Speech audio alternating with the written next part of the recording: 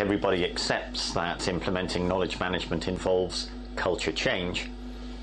But what culture change? How can we characterize the change of culture that knowledge management needs and knowledge management will also deliver? I think essentially we're talking about a change of viewpoint from personal to collective. Let me explain what I mean. I think in the old culture, it's all about I know. In the new culture, it's about we know. So knowledge has moved from being something that's mine to something that's ours. It's moved from being something that's owned by the individual to something that's shared within the community and owned by the community, if you like.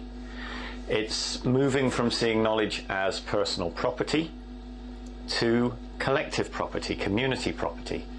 But that also means that it's moving from seeing knowledge as personal advantage to collective advantage.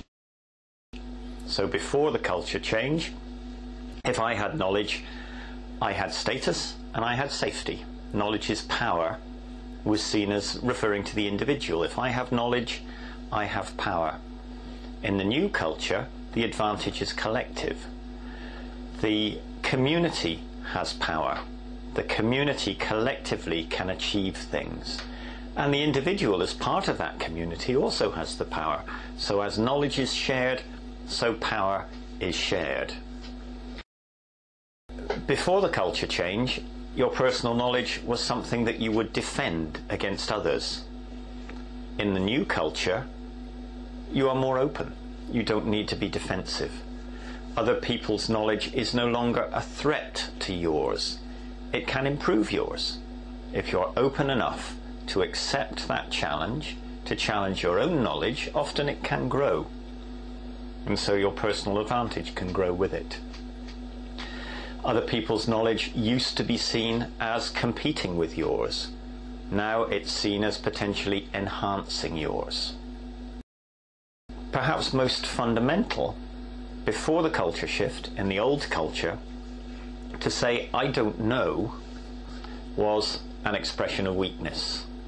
In the new culture, to say I don't know is to take the first step on a voyage of improving your knowledge, of getting better knowledge, of becoming more effective.